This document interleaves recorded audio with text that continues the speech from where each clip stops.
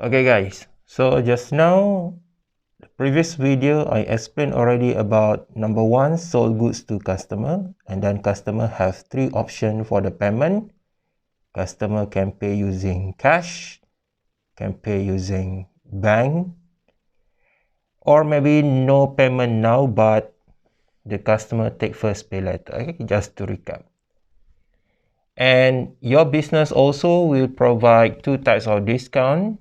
Trade discount, if the customer purchase from your business with a large quantity, or you sold goods to customer with large quantities. And then we have second discount. You give discount to encourage quick payment from debtor. So debtor will exist when the customer or client take first pay later. Okay, from this brainpower revenue, another possible transactions is return by the customer. Return means customer tu beli barang or you sold goods to customer, and then customer bawa balik barang and check ada defects or maybe some of the goods already damaged.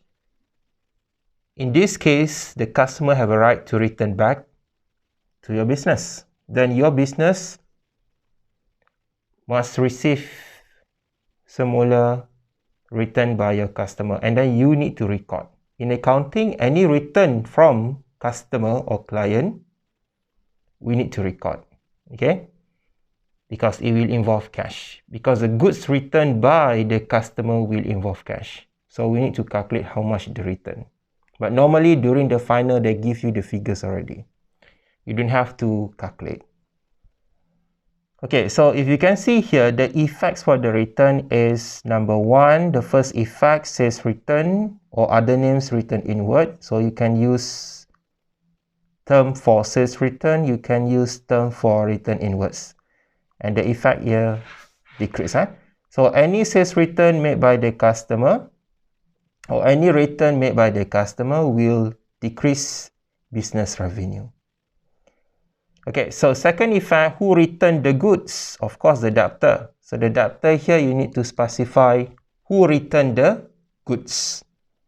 If Ah Chong, then debtor dash Ah Chong. If, let's say, Abdullah, so debtor dash Abdullah. And debtor still classify as asset. And when debtor return back the goods, your rights to the debtor, which is the asset, also will decrease. Okay? So there will be three things that will reduce your rights towards the debtor. Number one, when you give the cash discount. Number two, when the debtor return the goods, the damaged good, defective goods. And number three, when the debtor start to pay, okay, the amount of debts, okay, with your business. So that three things will reduce debtor's value, okay, which is asset value, your right towards the debtor. Okay, so this is an example for returns by the debtor to your business. Example of the transaction, debtor Ah Chong return damaged goods to business for RM, 100 ringgit. So as usual, when you identify this transaction, supposedly you know already the effects.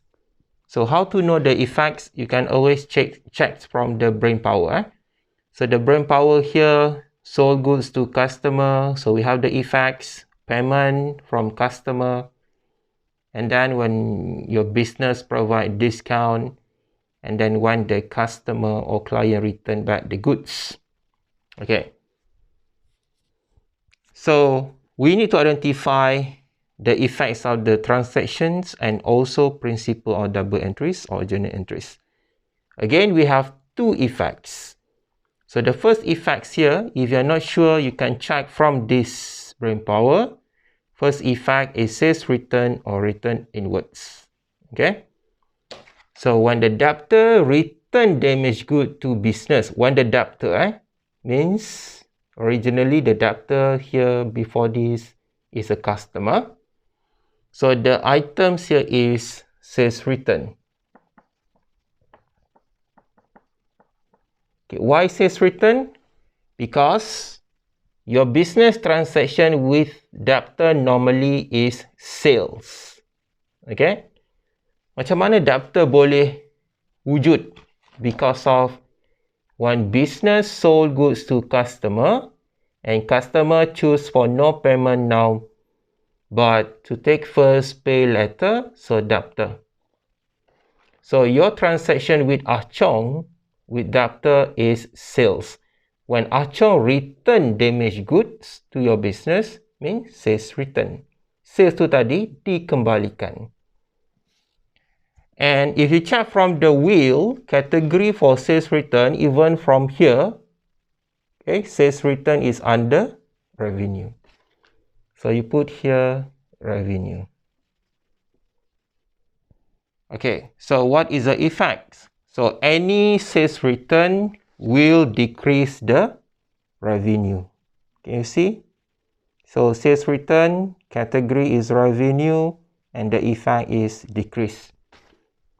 Okay, why decrease? Because of sales will increase business revenue. Okay, so any new sales will increase business revenue. But when the customer, when the debtor return the goods that you sold to them, sales return, it will decrease business revenue. Okay, supposedly you sold goods to Ah Chong, for example, 1,000. So you have new sales here 1,000, but Ah Chong return 100 ringgit. So your revenue now decreased to 900 ringgit. You cannot ask Ah Chong to pay 1,000. You must ask Ah Chong to pay only 900. Why? Because this 100 cannot be collected because of sales return. Why sales return? Because we know that sales return happen when the customer, when the debtor return the goods because of damage or defected.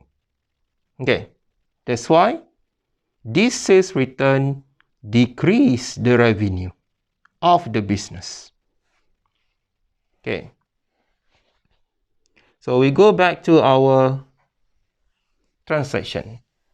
Okay, so what is the second transaction here? Who returned the goods? Debtor, Ah Chong. Maybe during the final exam they silent the word of debtor. They just put Ah Chong return damaged goods to business for RM 100 ringgit. So no words for debtor. So you need to identify what is your previous transaction with Ah Chong. Is it sales or maybe purchases? Because after this, the next brain power will explain about purchases. So Ah Chong here is client or customer or supplier. So normally business transaction dia dengan client or customer is sales because business selling goods. And then normally business and supplier transaction dia adalah purchases because your business purchase goods material from supplier. So that's why even, during the final exam, if the debtor punya ni silent, so you need to identify Ah Chong ni, what is your previous transaction? Is it sales or purchases? If sales, then sales return. Okay? If purchases, purchase return. But purchase return, we still not cover for this one. Okay, so who returned the goods? Debtor, Ah Chong. So you can write here, debtor, Ah Chong. So do not check Ah Chong from the circle or from the wheels. There is no word of the Ah Chong into items, only for debtor. Okay. So if you check from the wheel, you see that debtor under asset, even from the brain power. Okay, asset. Then when the debtor return the goods that they get from your business, or you sold goods to the debtor, they return back. So debtor under asset, asset for the business will decrease. Why decrease? Before this, debtor, dia beli dengan you secara hutang. You is business. So you have a right to the debtors, let's say 1,000. So dia dah return. So your right towards the debtor reduce. So your right, asset here means your right towards the debtor. So debtor now just pay the balance after return. So asset decrease. Okay, what is the principle of double entry? So again, I told you many times, use this circle. Sales return, revenue, revenue decrease. So principle of double entry or journal entries. Again, we have debit and then we have credit. Okay. So sales return, revenue decrease. So sales return, the revenue. Okay, revenue decrease we record under debit. Can you see? Revenue decrease record under debit. So not debit revenue, but debit. The name of the revenue here, the item here is sales return. How much the figures you can look at from the transaction, 100 ringgit. So 100 ringgit. Okay, so we done for the first item for the debit. Debtor, asset decrease. So you go to asset pie. Okay, so asset decrease record under credit. Okay, asset decrease we record under credit. So not credit the asset, but credit the specific name of the asset here, debtor. Chong. So how much the figure? Similar with debit side, 100 ringgit. Okay, so how to prepare the T account, I'm not going to explain again because my previous video I give you many examples how to transfer from principle of double entry to the T accounts. Remember, if the accounts macam debtor ni dah wujud before this, do not create new one. You just use the same T account. It could be record under debit or credit. Okay. So after this, my next video will explain about still brain power for revenue, but we finish already for main revenue here. Main revenue ni yang ni lah. 4 scenario ni. Okay. Number 1, number 2, number 3, number 4. Normally dia berkait rapat with main revenue. Okay, for sales or revenue. So after this, my next video will explain about others revenue.